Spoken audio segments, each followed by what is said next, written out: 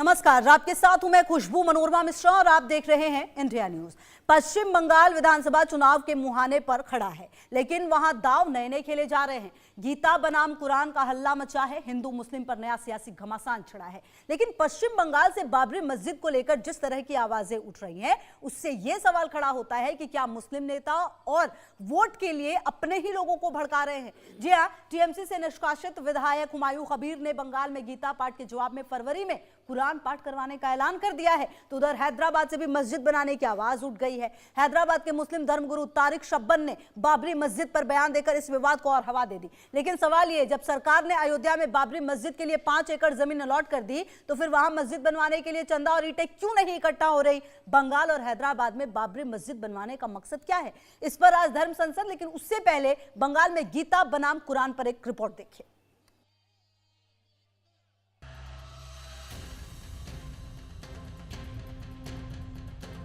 कल 12 बजे यह कुरान तलावत होगी 2 घंटे के लिए। पश्चिम बंगाल में चुनाव से पहले का माहौल पूरी तरह से गीता बनाम कुरान के नैरेटिव पर सेट होता दिख रहा है। बंगाल में एक साइड 5 लाख कंठों से फूटता गीता का पाठ है, तो दूसरी साइड 1 लाख मुस्लिम लोगों के कुरान का पाठ का अल्टीमेटम। कल 12 बजे यह कुरान तलावत होगी 2 घंटे के लिए। पश्चिम बंगाल में चुनाव से पहले ध्रुवीकरण का कॉकटेल असर करता दिख रहा है। बंगाल में हिंदू मुसलमान खूब हो रहा है। दरअसल 2026 के चुनाव के लिए पश्चिम बंगाल में मां, माटी और मानुष के अलावा अब एक बड़ा मुद्दा हिंदू मुस्लिम भी बन चुका है, जिसे साफ साफ रुझान भी सामने आने लगे हैं। टीएमसी से निष्कासित विधायक हुमायूं कबीर के बयान से बंगाल की सियासत गर्मा गई है। हुमायूं का कहना है कि 2 महीने बाद फरवरी में 1 लाख लोग कुरान का पाठ करेंगे। उधर तृणमूल कांग्रेस का आरोप है कि उनकी पार्टी से निष्कासित विधायक हुमायूं कबीर बीजेपी की तरफ से बैटिंग कर रहे हैं। लेकिन सबसे बड़ा सवाल ये है कि बंगाल में गीता बनाम कुरान पाठ की इस धार्मिक रस्साकशी के बीच अगर कोई सबसे ज्यादा फंसा नजर आ रहा है, तो वो है बंगाल की मुख्यमंत्री Mamata Banerjee. Bureau report, India news.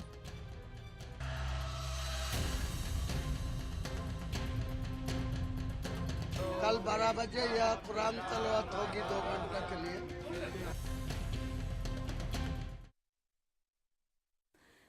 तो आपको बता दें कि ये जो लड़ाई है वो कहां जाकर रुकेगी, ये बड़ा सवाल है। सवाल सबसे बड़ा यही है कि जहां पर जगह दी गई है वहां पर मस्जिद बनवाने की चर्चा बिल्कुल नहीं है, लेकिन जहां पर वो चर्चा नहीं होनी चाहिए उन जगहों पर चर्चा। खास करके अगर आप पश्चिम बंगाल की बात करें, तो जिस तरह की हुमायूं कबीर ने हरकत की 6 दिसंबर को, उसके बाद सवाल कई सारे उठने लगे कि क्या ये जो कुछ भी किया गया है वो सिर्फ और सिर्फ राजनीति से प्रेरित है? क्योंकि अगर सियासत करनी है तो सियासत के लिए काफी जगह है, उसके लिए इबादत गाह बनाने की जरूरत नहीं। और खास करके बाबरी नाम पर ही खास करके बवाल मचा हुआ था। यह बवाल इसलिए भी कि अगर आपको मस्जिद बनवानी है, अगर आपको इबादत करनी है, तो कई जगह है, कई सारे नाम हैं, लेकिन अगर आपने 6 दिसंबर के ही दिन को चुना, जिस दिन बाबरी जिस तरीके से वो ढांचा जो है वो गिराया गया था, और उस पर एक जो सेंटिमेंट है वो है पता आपको, उसके बावजूद भी आपने लोगों को इकट्ठा किया। और अब जब वहां पर गीता पढ़ी गई, 5 लाख लोगों की इकट्ठा होने की बात की गई, हालांकि उस मंच पर भी कई राजनीतिक चेहरे थे जिनकी मौजूदगी थी। सवाल किसी इसलिए भी उठने लगे हैं। और चलिए हम चर्चा की शुरुआत करते हैं। और चर्चा में मेरे साथ मैं आपको बता दूं कि गेस्ट भी मेरे साथ जुड़ गए हैं। जी हाँ, मेरे साथ आचार्य संजीव अग्निहोत्री जी, हिंदू धर्मगुरु, जुड़ गए हैं। इसके अलावा मेरे साथ आचार्य अरुण शर्मा जी, हिंदू धर्मगुरु, और पंडित राकेश चतुर्वेदी जी भी जुड़ गए हैं, हिंदू धर्मगुरु हैं। बहुत बहुत स्वागत है आप सभी का। धन्यवाद। अरुण कृष्ण। अच्छा, अरुण कृष्ण जी जुड़े हुए, मैं चाहूंगी इसको जरा सा सही भी कर दें। ठीक है, तो शुरुआत करते हैं आचार्य संजीव अग्निहोत्री जी आप ही से। ये जो कुछ भी किया जा रहा है, पश्चिम बंगाल में शुरुआत होती है, हैदराबाद में भी कहा जाता है कि वहां पर भी मस्जिद बनाएंगे, लेकिन अयोध्या जहां पर सुप्रीम कोर्ट ने जगह दी कि भाई ये 5 एकड़ जगह है, यहां पर आप बनाइए मस्जिद, वहां पर कोई चर्चा नहीं हो रही है। आखिरकार ये कैसी राजनीति है? ये देखिए, ये सब राजनीति के चलते हो रहा है और होना जाना कुछ नहीं है। हुई है वही जो राम रच राखा, कोकर तर्क बढ़ावे शाखा। जो राम जी चाहेंगे, जो मोदी जी चाहेंगे, जो योगी जी चाहेंगे, वो होगा। और ये अमता ममता समता जो भी है, इनके चाहने से कुछ होने वाला नहीं। केवल राजनीति रोटी सेक कर कुछ दिनों में ये ऐसे शांत हो जाएंगे जैसे एक वासना का बवंडर रूपी केजरीवाल उदयमान हुआ और वो ऐसे ध्वस्त हो गए। आज आप बताइए 6 महीने के अंदर की मैं आपसे पूछ रहा हूं, जितने भी आप लोग बैठे, तो कितने लोगों ने उसका नाम लिया? नहीं लिया। तो ऐसे ये पटवीजना है, एक साथ चमकते हैं और एक साथ ये ध्वस्त हो जाते हैं, तिमिर ध्वस्त हो जाता है। राम रूपी प्रकाश के सामने किसी की ठहरने की, आदित्य सूर्य रूपी उदीयमान होने के बाद में किसी की औकात नहीं जो खड़ा हो जाए। देखिए, धर्म जहां है, धर्म है, वहीं पर व्यक्ति सुदृढ़ रहता है, मजबूत रहता है, क्योंकि धर्म है तभी आप हैं। और धर्म जहां चला गया, जिस राजनीति, देखिए राजनीति महालक्ष्मी धर्मो नारायण स्वयं, राजनीति लक्ष्मी का रूप है, पर धर्म नारायण है। और जिस राजनीति से धर्म चला जाएगा, वो राजनीति बिल्कुल पट्टा डाल हो जाएगा, उसका कोई महत्व नहीं। सबसे एक कमेंट ले लूं पहले, और उसके बाद फिर हम और भी ज्यादा सवाल जवाब करेंगे। आचार्य अरुण जी, ये जो कुछ भी किया है हुमायूं कबीर ने, या फिर जो भी शब्बन कह रहे हैं हैदराबाद में, उनका ये कहना है कि हमें कानून ये अधिकार देता है, कानून ये कहता है कि हम कहीं पर भी मस्जिद बनवा सकते हैं, हम कुछ भी नाम रख सकते हैं, मतलब हमें कानूनी तरीके से पूरा अधिकार दिया गया है, तो फिर आप होते कौन है रोकने वाले? ये उनका सवाल है। आचार्य अरुण जी, मैं हिंदुओं की मूर्खता मानता हूं इस बात को कि वो इस विषय को किसी भी राजनीतिक स्टंट के तरीके से सोच रहे हैं। मुसलमान कभी भी अपनी कौम को, अपनी मजहब को राजनीति से परे सोचता है। ये लड़ाई है एक विचारधारा की दूसरी विचारधारा से, ये लड़ाई है प्रकाश की अंधकार से। आप जब तक ये सोचते रहोगे कि ये पॉलिटिकल स्टंट है, वहां चुनाव आ रहे हैं इसलिए सब हो रहा है, ये बी टीम है, ए टीम है, सब बेकार की बातें हैं।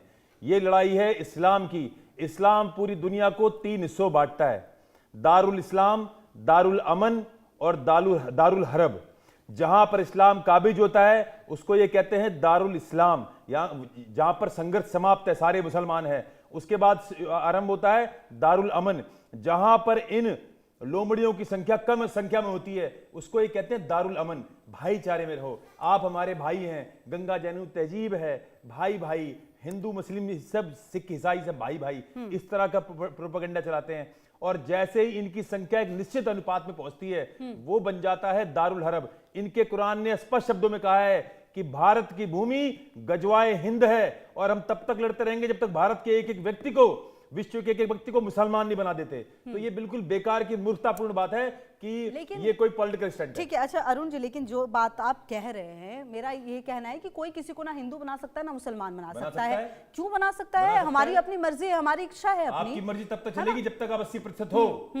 आप पाकिस्तान में मर्जी दिखा सकते हो अपनी? नहीं, आप लेकिन पाकिस्तान में 23% मुसलमान हिंदू थे। सर एक सेकंड, लेकिन जो मुस्लिम्स हैं, हम तो उन्हें नहीं चेंज कर रहे हैं, मतलब हम तो उन्हें चेंज नहीं कर रहे, उनकी जो मर्जी है वो तो वही कर रहे हैं, हम अपनी मर्जी के हिसाब से चल रहे हैं। वो उनका सिंपल, मैंने जो आपसे सवाल पूछा था, उनका सिंपल से कहना है कि हमें कानून ये आजादी देता है, हमें कानून कहता है कि हम कहीं भी मस्जिद बना सकते हैं अगर हमारे पास मतलब जमीन है उस हिसाब से, और हम कुछ भी नाम रख सकते हैं, हमें कानून ने नहीं रोका। तो इसका अर्थ ये है कि वो ये कह रहे हैं कि हम संविधान का पालन करते हैं। हाँ, तो चलो बता दो 57 देशों में कौन से देश में संविधान का पालन कर रहे हैं? ये इसी को बोलते हैं दारुल हरब। अच्छा। दारुल हरब, ये दारुल इस्लाम से अमन ये पार कर चुके, क्योंकि इनकी संख्या 20% हो चुकी है। अब ये दारुल हरब की तरफ जा रहे हैं। ये इस्लाम की सोची समझी रणनीति है। अब ये तब तक संविधान चिल्लाएंगे जब तक इनकी संख्या इतनी नहीं हो जाएगी जितनी की लेबनान में हो चुकी है, जहां पर इन्होंने ईसाइयों के देश को मार काट के उस देश को इन्होंने आज मुस्लिम मुल्क घोषित कर दिया है। तो यदि आप चाहते हो कि इसी तरह निंद्रा में सोते रहो नींद में और बोलते रहो अरे हिंदू मुसलमान भाई, जमुना गंगा जमुनी तहजीब और ये तो पॉलिटिकल स्टंट है, तो आंख बंद करके सोए रहो और एक दिन अपने मरने का इंतजार करो। तो आप क्या चाहते हैं, मतलब इस पर क्या होना चाहिए? हम चाहते हैं कि सभी हिंदू, मैं आपको इसके बारे में एक आपको विचारधारा के बारे में बताना चाहता हूं। पास भी एक पहला कमेंट लेने जाऊंगी जी। पहला विचारधारा, देखिए हमारे वेद क्या कहते हैं? हमारे वेद कहते हैं मृतस्य मा चक्षुषा सर्वाणि भूतानि समीक्षन्ताम, मृतस्याहम चक्षुषा सर्वाणि भूतानि समीक्षे, मित्रस्य चक्षुषा समीक्षामहे। ये हमारे वेद कहते हैं कि सभी प्राणी सुखी रहें, एक कीड़ा मकोड़ा चींटी भी सुखी रहे, सब प्राणियों के बीच में प्रेम हो। हे परमात्मा वो हृदय मुझे दे, और हे परमात्मा वो हृदय प्राणियों को दे सभी, कि मुझे वो प्रेम की दृष्टि देखें। लेकिन कुरान क्या कहती है? कुरान कहती है आयत नंबर 9.5, कुरान कहती है कि जो मूर्ति पूजा करे उसे मारो, उसे तब तक मारो जब तक या तो वो जजिया दे, या वो इस्लाम कबूल कर ले, या वो मरे।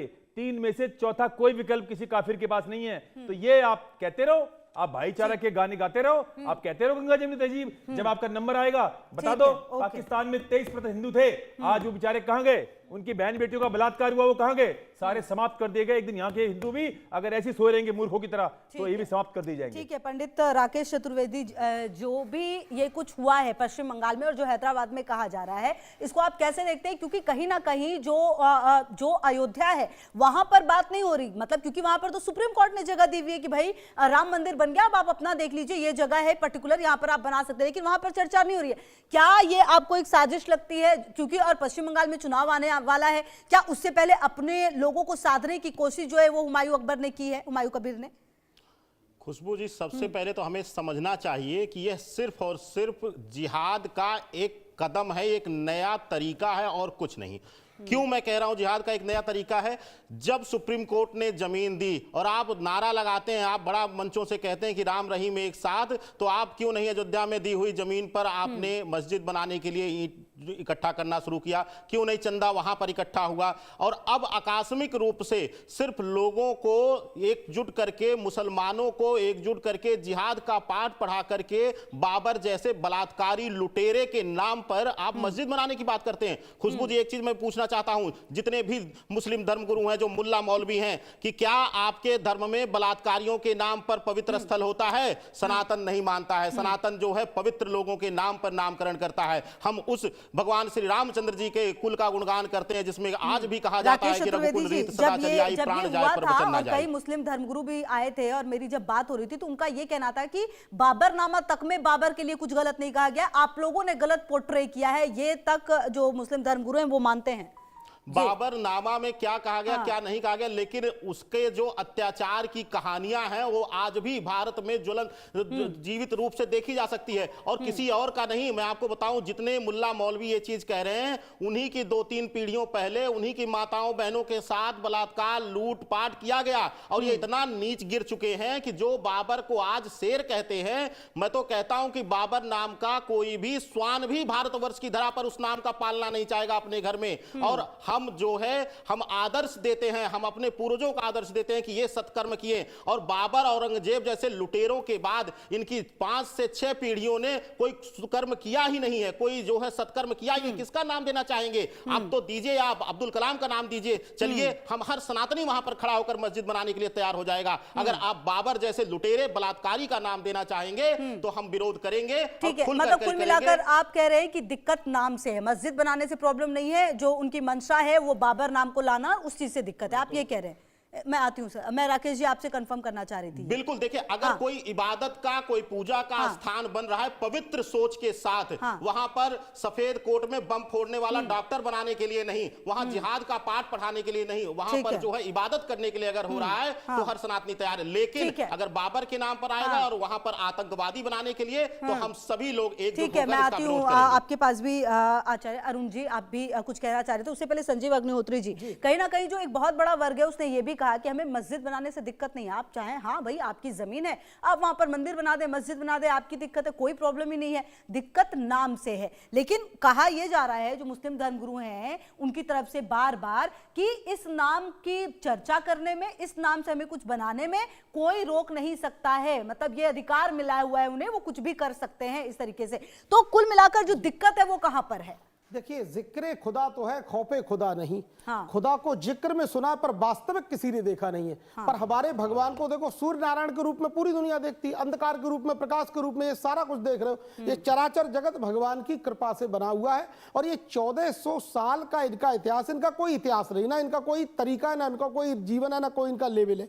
दूसरी बात, और ये केवल चिल्लाते रहो। अरे भाई, किसी आतंकवादी के नाम से अगर आप ये ढिंढोरा पीट रहे हो तो कैसे पीटने देंगे आपको? पीट के देख लो, आप देख लो करके क्या होता है। आपने 1 लाख की भीड़ जुटाई, हमारे 5 लाख लोग जुटे कलकत्ता के अंदर, और आप देखना, क्या आप ये ना सोचो हम लोग अरे किसी को शांत मत समझिए, हम शांति दूत जरूर हैं, पर ऐसे पर शांति दूत जब बिगड़ता है तो बड़ा महाभारत करा देता है और इतने शब्द उसमें समाप्त हो जाते हैं कि गिनती नहीं गिनी जाती है। इसलिए यही ध्यान रखना, ये मोदी का राष्ट्र है इस समय और पूरा, और आपकी तो औकात क्या, पूरा वर्ल्ड हिला हुआ है एक व्यक्ति से, और ऐसा राजा इस देश में अब आया है। तो इसलिए ये सब करने की सोचो मत, हम लोग शांत रहते हैं, ये ठीक है, हम लोगों के अंदर ये कमी भी है कि हम लोग शांत, लेकिन इसका मतलब ये नहीं कि आप कुछ भी बोल दोगे, कुछ भी कर लोगे। आप करके देख लो, देखते हैं हम भी आपके चैनल के माध्यम से हुंकार भरते हैं, आप करके देख लो क्या होता है। अरे मस्जिदें तुम्हारी बनी और टूटेंगी और टूटती रहेंगी। तो आचार्य संजीव जी, उन्होंने जो आप कह रहे, देखिए उन्होंने तो कहा था कि हम आधारशिला रखेंगे, 6 तारीख को उन्होंने आधारशिला रखी, वहां पर लोग इकट्ठा हुए। ठीक है, वहां पर एक अराजक जो है, जो वहां अराजकता की देवी, जो head of the department of अराजकता की देवी जो है ममता बनर्जी है, अगर हमारा कोई सही व्यक्ति होता तो ऐसा नहीं होता। तो लेकिन होने दो, लेकिन अधर्म का नाश तो निश्चित होता है, थोड़ा समय लगता है, थोड़ा समय लगता है, तो इसका इंतजार करना पड़ेगा। विनाश तो निश्चित है, धर्म का व्यतिक्रम जहां भी होता है वहां पर विनाश निश्चित होता है। धर्म की जहां पुष्टता होती है, जहां धर्म को पुष्ट किया जाता है, जहां मंगल भवन अमंगलहारी द्रवहु सो दशरथ अजिर बिहारी बोला जाता है, वहां मंगल होता है, चारों तरफ दसों दिशाओं में मंगल। आचार्य अरुण जी, आप कुछ कहना चाह रहे थे, तभी वो भी बताइए, और इसके अलावा ये भी बताइए कि अगर ऐसी स्थिति रही तो देश में फिर शांति कैसे होगी? देखिए, हमें ये समझना आवश्यक है खुशबू जी कि मैं आपके राष्ट्रीय चैनल से एक बात अवश्य बोलूंगा और हर चैनल से बोलता हूं कि हिंदुओं के बीच यदि लालची कायर गद्दार ना होते, ये जिहादी आज 100 करोड़ हिंदुओं के सिर पे सवार ना होते। हिंदुओं के बीच यदि लालची कायर गद्दार ना होते, ये गद्दार पृथ्वीराज चौहान के समय भी थे, ये गद्दार महाराणा प्रताप के समय भी थे, ये गद्दार शिवाजी के समय भी थे, ये गद्दार 1857 में भी थे, ये गद्दार स्वतंत्रता के युद्ध में भी थे, ये गद्दार सुभाष चंद्र बोस के समय भी थे। ये गद्दार हिंदुओं में हमेशा रहे, उसी गद्दारी का फायदा उठाया। दूसरी बात आपने जो बोली कि आपने जो विषय उठाया, आप इसे समझिए, बाबर का नाम क्या है? बाबर का नाम कुछ नहीं है। डॉक्टर अंबेडकर ने अपनी पुस्तक पाकिस्तान और पार्टीशन ऑफ इंडिया में क्या कहा? इन्होंने कहा कि मुसलमान जो एक मजहब है, पहली बात तो मुझे बहुत आपत्ति है, आप मुसलमानों को आप लोग धर्मगुरु बोलते हो। ये धर्मगुरु कैसे हो सकते हैं? ये मौला मुल्ले मौलवी लोग हैं। धर्म नहीं है, यही हमें समझना है। खुशबू जी, आप भी हिंदू, आपको भी समझना है कि धर्म केवल धरती पे एक है, सनातन धर्म, वो एक मजहब है जो किसी व्यक्ति द्वारा बनाया जाता है, वो केवल एक मजहब होता है। धर्मगुरु कैसे बोल सकते हैं आप? कैसे कीचड़ और गंगा जल को एक कर सकते हैं? धर्मगुरु हम हैं, वो लोग मौलाना है, मौलवी हैं, उनको धर्मगुरु हम क्यों कहते हैं? ये बहुत आपत्तिजनक शब्द है। धर्म बहुत ही पवित्र शब्द है। दूसरी बात, पाकिस्तान और दी पार्टीशन ऑफ इंडिया में डॉक्टर अंबेडकर ने क्या कहा कि इस्लाम जो है, इस्लाम एक बंद दरवाजा है। ये मेरे कोट नहीं है, आप अभी सर्च करिए और आपको मिल जाएगा। डॉक्टर अंबेडकर के शब्द है जिनको दिन भर संविधान करते हैं। इस्लाम एक बंद दरवाजा है जहां पर जब हम भाईचारा शब्द बोलते हैं तो भाईचारा का अर्थ है मुसलमान के लिए मुसलमान से ही भाईचारा, उसमें किसी काफिर की कोई आवश्यकता नहीं है। और एक और बोला उन्होंने ये भी कहा कि चाहे तो मुसलमान कभी गाय ना काटे, क्योंकि गाय काटने उनको बहुत आवश्यक नहीं है। मुसलमान गाय इसलिए काटता है ताकि हिंदू चिढ़े, ताकि हिंदू की भावनाओं को आघात पहुंचे। तो ये खेल है नफरत का। एक पूरी व्यवस्था, एक पूरी मानसिकता, एक पुस्तक पूरी तरह से घृणा पे आधारित है। घृणा क्या है? जब अल्लाह स्वयं 9.5 में कह रहा है, जब अल्लाह स्वयं आयत नंबर 4 सूरा नंबर 4 आयत नंबर 9-7 में कह रहा है कि जो आपको पता है खुशबू जी, आप सुबह नहा के आए होंगे, हम भी नहा के आए हैं, आपको पता है, आप तो मूर्ति पूजा करते होगे ना। भगवान, हम भी निराकार ब्रह्म को मानते हैं, जगत पिता को, लेकिन साथ में आप भगवान और राम और कृष्ण की मूर्ति, क्योंकि धरती पे प्रादुर्भाव हुआ उनका, तो हम उनकी मूर्ति बना सकते हैं। तो आप मूर्ति की पूजा करती होंगी ना, लेकिन आपको शायद पता नहीं होगा, आपको बुरा लगेगा सुनने में। कुरान के अनुसार आप मलमूत्र हैं। कुरान के अनुसार मैं मलमूत्र हूं, नजिश हूं। नजिश मतलब मलमूत्र। ये नफरत है, ये नफरत है विचारधाराओं की। ये नफरत है कि जो मूर्ति की पूजा करेगा, जिसने कह दिया, आपको एक और बात तो आपके राष्ट्रीय चैनल से कह रहा हूं, जिम्मेदारी से कह रहा हूं, ठीक है, एक बार को अल्लाह बलात्कार हत्या माफ कर सकता है। अल्लाह की निगाह में सबसे बड़ा, ये मैं क्यों कह रहा हूं ये सब बातें, ये संदर्भ क्यों कह रहा हूं? ताकि समाज को पता चले कि बाबर एक शब्द नहीं है, बाबर घृणा का परिचायक है। उसी घृणा से हिंदुओं को चिढ़ाना चाहते हैं। अल्लाह कहता है कि मैं शिर्क को माफ नहीं करूंगा, दुनिया के सारे गुनाह माफ कर दूंगा। और शिर्क क्या है?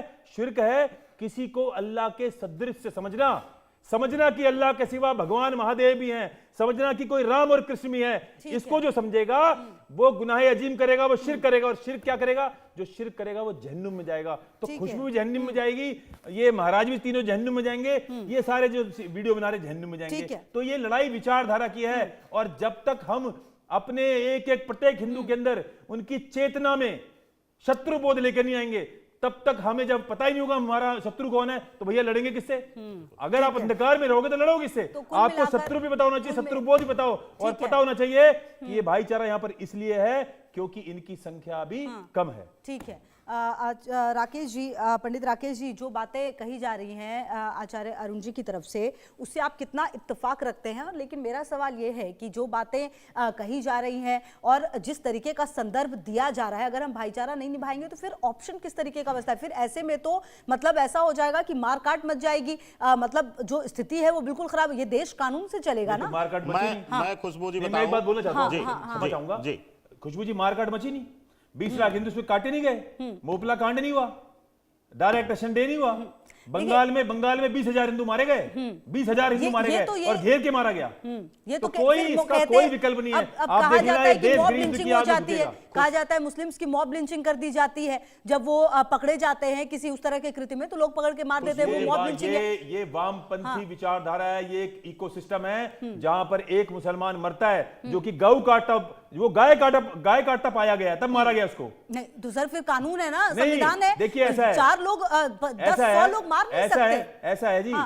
एक केस, अगर एक छुटपुट की घटना होती है ना, मैं आपको दिखाता हूं, 50 केस दिखाऊंगा जहां पर लव जिहाद में हमारी हिंदू बेटियां मारी गई हैं। तो ठीक है, तो उसके लिए भी कानून है, कोई उसके लिए भी तो बन रहा है। कानून यहाँ पर तब तक है खुशबू जी, कानून ये कानून तब तक चल रहा है, कहा जा ये रहा है आपके लिए संविधान जो भी आप बातें बोल रहे हो ना, ये कानून तब तक चल रहा है जब तक इनकी संख्या कम है। नहीं तो ये कानून बंगाल में कहां चला जाता है, जैसे इलेक्शन खत्म होते हैं ये लोगों के घर जलाने लगते जाते हैं। एक बार एक मुसलमान परिवार ने, मुझे नहीं पता किस लोबे में, उन्होंने बीजेपी को वोट दे दिया था, ये मात्र पिछले विधानसभा की बात है।